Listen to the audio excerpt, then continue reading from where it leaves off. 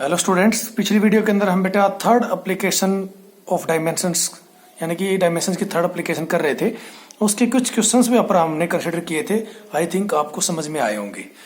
अभी उन्हीं क्वेश्चंस को हम आगे बढ़ाते हैं। देखिए नेक्स्ट क्वेश्चन क्या कहता है। If a new system of unit is defined in which speed of light in vacuum c, gravitational constant g and Planck's constant h are taken fundamental quantities, then find out dimensions of mass in it। कहता है कि बेटा मान लिया किसी एक system of unit के अंदर अगर हम लाइट की स्पीड को, ग्रेविटेशनल कांस्टेंट को और प्लांक्स कांस्टेंट को हम फंडामेंटल क्वांटिटी मान लें तो उस टाइम पर बताइए कि मास की डायमेंशंस क्या होंगी। थोड़ा सा डिफरेंट है, यहाँ पर हमने मास की डायमेंशंस निकालनी है। तो देखिए इसको हम कैसे सोल्व करेंगे। जैसा कि हमने पिछले क्वेश्चन के अंदर किया था उसी प्रकार हम फैक्टर ऑफ डिपेंडेंस लिखेंगे।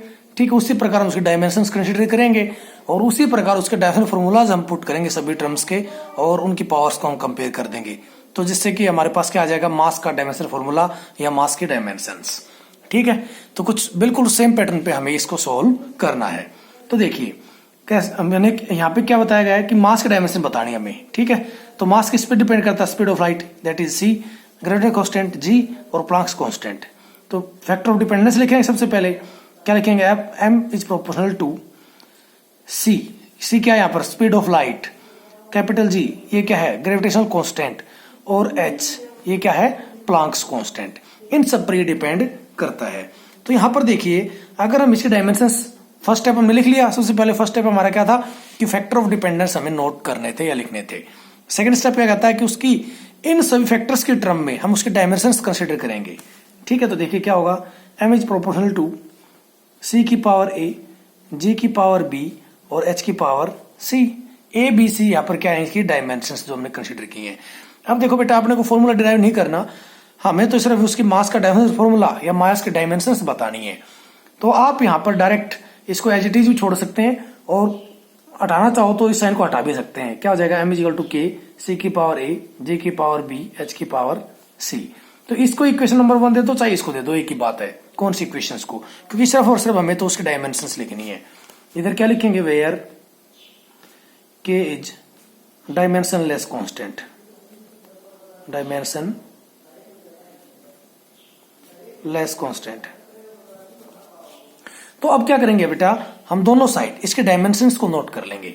ठीक है, इसके डायमेंशन लिखेंगे तो मास की डायमेंशन क्या होती है, m1। ठीक है, क्योंकि कोई डायमेंशन होती नहीं तो लिखेंगे नहीं। सी क्या है यहाँ पर, स्पीड ऑफ लाइट। ओके, इसके डायमेंशंस क्या होंगी, अब स्पीड के डायमेंशन, स्पीड तो स्पीड है तो L1 T इनवर्स 1। ठीक है, पूरे की पावर क्या है a।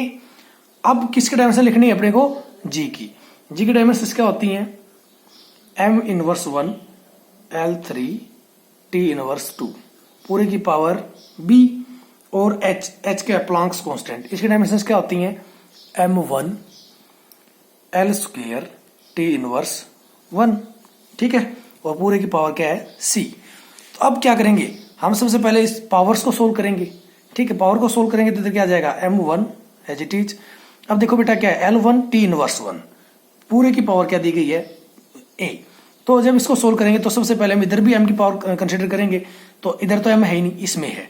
ठीक है, तो m की पावर क्या, -1 इंटू b क्या आ गया बेटा, m की पावर -b। इधर क्या 1 इंटू c यानी कि प्लस c। ठीक है, m की पावर क्या बनेगी, -b प्लस c। ओके, फिर किसकी पावर देखेंगे, l की पावर। ठीक है, l की पावर क्या है, 1 into a as it is. l की पावर क्या, 3 इंटू b 3b प्लस में 3b। इधर क्या l की पावर 2 इंटू सी 2c। ठीक है, इसी प्रकार हम t की पावर्स को नोट कर लेंगे। यहाँ पे t की पावर क्या है, -1 into a -2 into b -2b, -1 into c -c। ठीक है, ये किसकी पावर आ गई, t की। ओके, अब क्या करेंगे, कंपेयरिंग पावर्स ऑफ m। सबसे पहले हम m की पावर को कंपेयर करेंगे। तो देखो राइट साइड में क्या है, m की पावर -b प्लस c और लेफ्ट साइड में क्या है, m की पावर 1। तो क्या लिखेंगे, 1। अब देखो यहाँ पर अगर आप इसी को लेके जाते हो तो क्या आ जाती है, -1 इजिकल टू 1 माइनस c। इस इक्वेशन को मैं एक बार एज इट इज छोड़ रहा हूं ताकि इसको सोल्व करने में अपने को प्रॉब्लम ना हो। Equation number 1। अब क्या करेंगे, हम l की पावर को कंपेयर कर लेंगे, comparing powers of l। L की पावर को कंपेयर करेंगे तो क्या आ जाएगा बेटा, ए प्लस में 3b प्लस में 2c। ठीक है, इक्वेशन नंबर 2 थी बेटा ये, क्योंकि पहले हम कंसिडर कर चुके हैं। तो एल की पावर राइट साइड में क्या है, ए प्लस 3b प्लस 2c, और लेफ्ट साइड में देखो एल की पावर कोई है ही नहीं, तो इसका मतलब क्या है, 0। ये इक्वेशन नंबर आपकी क्या आ गई, 3। ओके, अब क्या करेंगे, comparing powers of T. T की पावर को कंपेयर करेंगे तो क्या हो जाएगा बेटा, यहां पर -a -2b -c, क्योंकि राइट साइड में टी की पावर क्या है, -a -2b -2c, left side में कुछ है नहीं, तो इसका मतलब क्या होगा, 0। ठीक है, इसको नाम दे दे इक्वेशन नंबर 4। अब देखो डायरेक्ट हम यहां से किसी ए बी सी में किसी में से भी किसी की वैल्यू नहीं निकाल सकते, तो हम क्या करेंगे, इक्वेशन 3 एंड 4 देखो मिलती जुलती हैं, इनको ऐड कर देंगे। Adding equation 3 and 4। ठीक है, 3 एंड 4 को ऐड करेंगे क्या हो जाएगा बेटा, ए प्लस में 2b प्लस में ए प्लस में 3b प्लस में 2c इज इक्वल टू में 0। ठीक है, थर्ड इक्वेशन थी ये, फोर्थ क्या है, -a -2b -c is equal to में 0। ऐड करो, देखो ये -a plus a cancel out, ये क्या है आपकी 3b माइनस 2b यानी कि b, 2c माइनस c यानी कि c minus b minus c is equal to b plus c is equal to 0। ठीक है, क्योंकि plus minus plus plus minus plus plus minus plus, तो ये प्लस की रहेंगे टर्म सारी की सारी, तो क्या आ जाएगा b plus c is equal to 0। ये आपकी क्या आ गई, इक्वेशन नंबर 5। ठीक है, अब भी हमारे पास a b या c में से किसी की वैल्यू नहीं आई, तो अब क्या कर दे हम, लेकिन देखो यहाँ पर इक्वेशन नंबर 2 एंड 5 को देखो। ठीक है, ये minus B plus C is equal to 1 और ये क्या B plus C is equal to 1, तो यहां से हमारे पास जब इनको ऐड करेंगे तो हमारे पास बी और सी की वैल्यूज आ जाएंगी। क्या करेंगे नाउ, एडिंग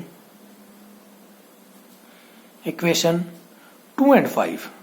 2 एंड 5 को ऐड करेंगे तो करो क्या है बेटा, 2 क्या है, minus B plus C is equal to में 1 और 5 क्या है, B plus C is equal to में 0। अब देखो माइनस प्लस माइनस और ये आपका क्या है, प्लस है। आगे जब इसको हम ऐड करेंगे तो देखो क्या आ जाएगा, ये क्या है, ये माइनस की ये प्लस की है, तो ये क्या हो गया, कट जाएगी, क्या बनेगा इधर 2 सी इजिकल टू में 1, सी इजिकल टू में 1/2। ठीक है, सी की वैल्यू आ गई, इसको नाम दे दो इक्वेशन नंबर 6। अब इस सी की वैल्यू को कहां पुट कर दो, 5 में कर दो चाहे 2 में कर दो। ठीक है, जब मैं इसको 5 में करूंगा तो क्या आ जाएगा, b प्लस में 1/2 इजिकल टू में 0, that is b is equal to में 1/2। b की वैल्यू भी आ गई बेटा हमारे पास और c की भी, इक्वेशन नंबर 7। ये c की वैल्यू है, ये b की वैल्यू, a की वैल्यू और निकाल लेंगे। a की वैल्यू निकालने के लिए हम क्या करेंगे, इक्वेशन 3 या 4 में कहीं पर भी जहां पर आपका मन करे वहां पर b और c की वैल्यू पुट कर दो। सॉरी, ये b की वैल्यू जब देखो उधर गई तो इधर क्या प्लस 1/2, उधर जाएगी तो किसकी हो जाएगी, माइनस की। ओके, अगर मैं कहता हूं कि हमने इक्वेशन नंबर ले ली 3 के अंदर जब हम इसको पुट करेंगे b और c की वैल्यू तो क्या आ जाएगी, putting these values in equation 3। ठीक है, इन वैल्यूज को इक्वेशन 3 में हम पुट कर देंगे तो क्या आएगा बेटा, देखो a as it is plus में 3b। ठीक है, 3 इंटू में b क्या है, माइनस का 1/2। ठीक है, plus 2 as it is, c की वैल्यू क्या है 1/2, तो 2 इंटू 1/2 क्या आ गया 0। किसके इक्वल है, 0 के इक्वल, 2 से 2 कट गया, 1 आया, इधर क्या आ गया a माइनस 3/2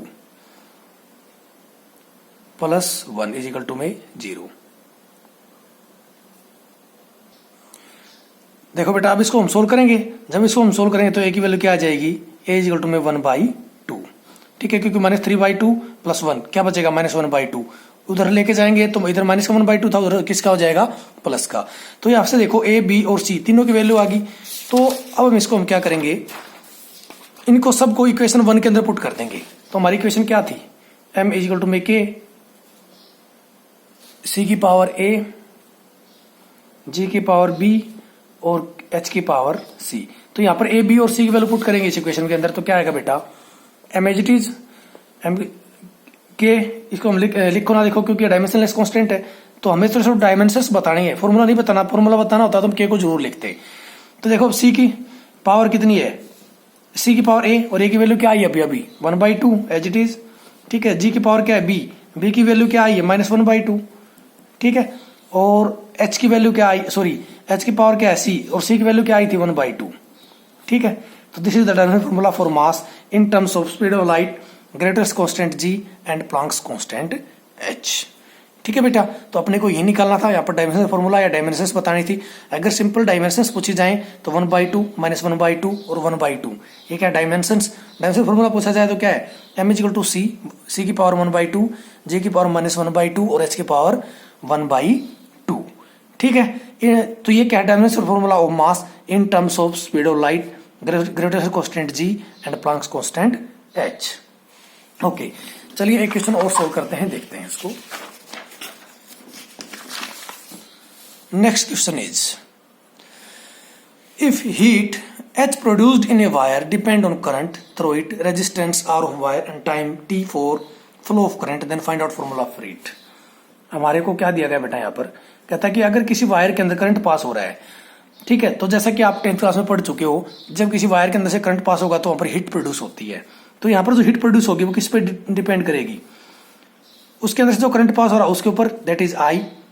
ठीक है, जो रेजिस्टेंस है वायर का वो क्या है, R, और टाइम पीरियड, जितने टाइम के लिए करंट फ्लो हो रहा है, तो इन सभी 3 फैक्टर्स पे वो क्या करता है, डिपेंड करता है। तो हमें क्या करना है यहाँ पर, इसका हीट प्रोड्यूस का यानी कि H का फॉर्मूला डिराइव करना है। ठीक है, तो हम क्या करेंगे, इसके डायमेंशन से मानेंगे। ठीक है, किसके टर्म में, इन सभी फैक्टर्स के टर्म में। तो क्या लिखेंगे, H is proportional to I की पावर A, R की पावर B और T की पावर C। ठीक है, इस साइन ऑफ प्रोपोर्शनलिटी हटाएंगे यहां से, तो क्या आ जाएगा, H इज टू में K, I की पावर A, R की पावर B और T की power C, where K is dimension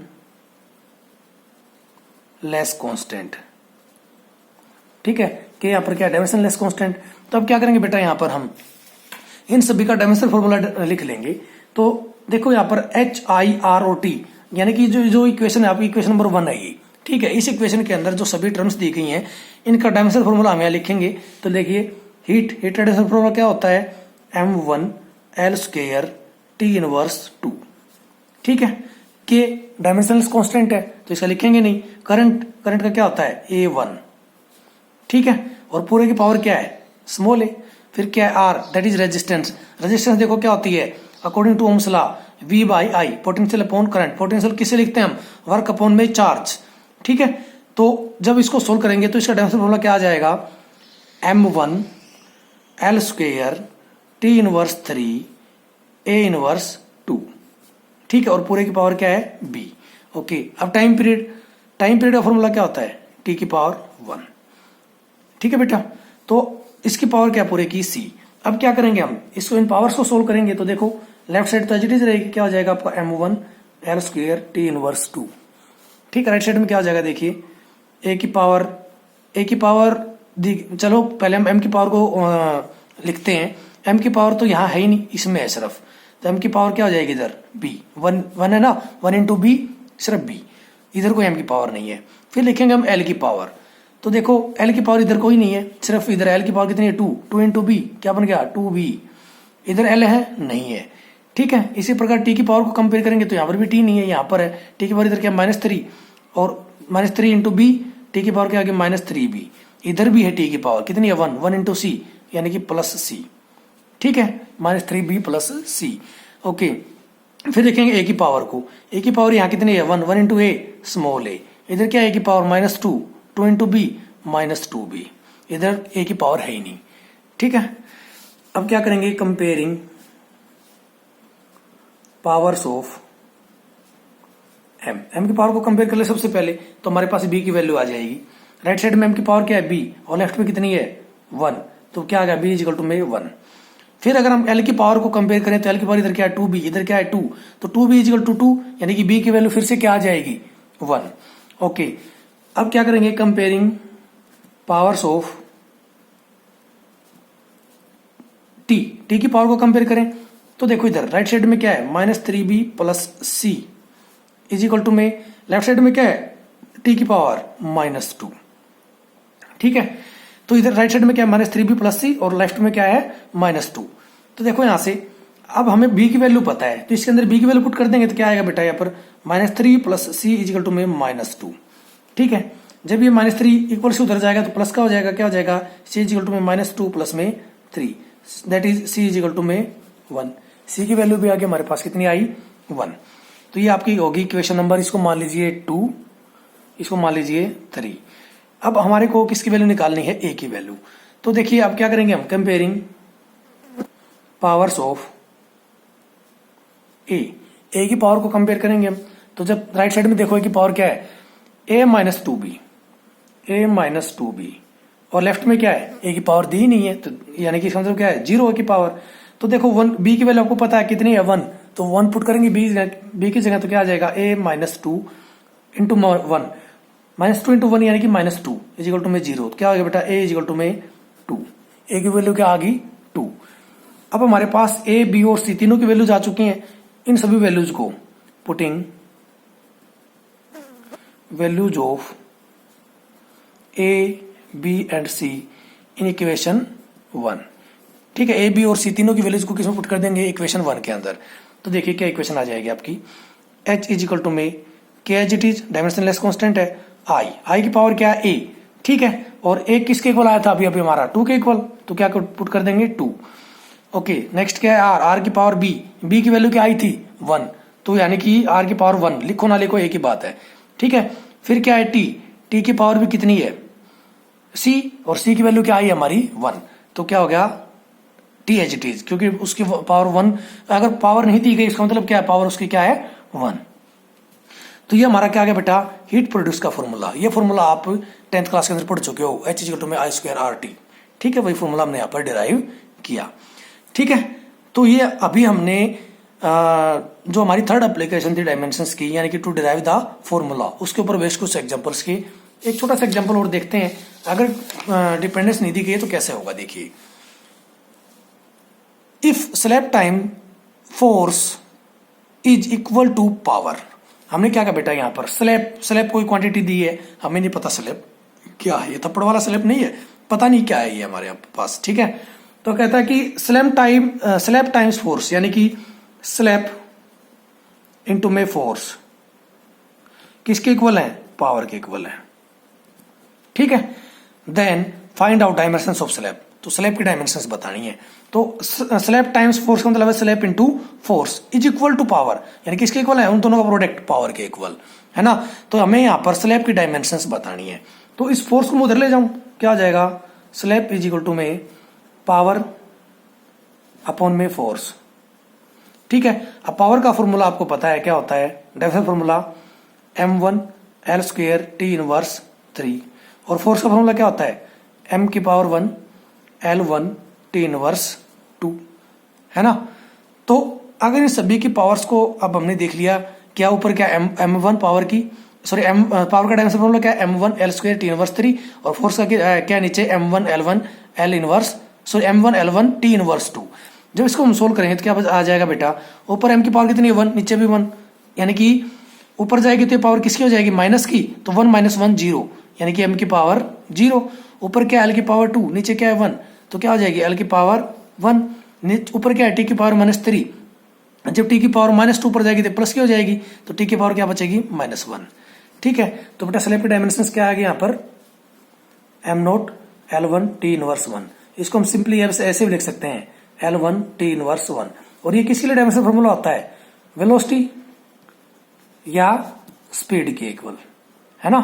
तो स्लैब की जो डायमेंशंस आई वो किसकी डायमेंशंस के इक्वल आई, वेलोसिटी या स्पीड की, ठीक है बेटा।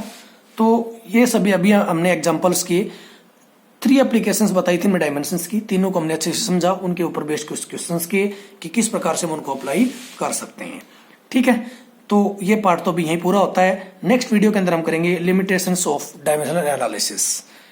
ओके, इसके लिए इतना ही काफी। थैंक यू बेटा।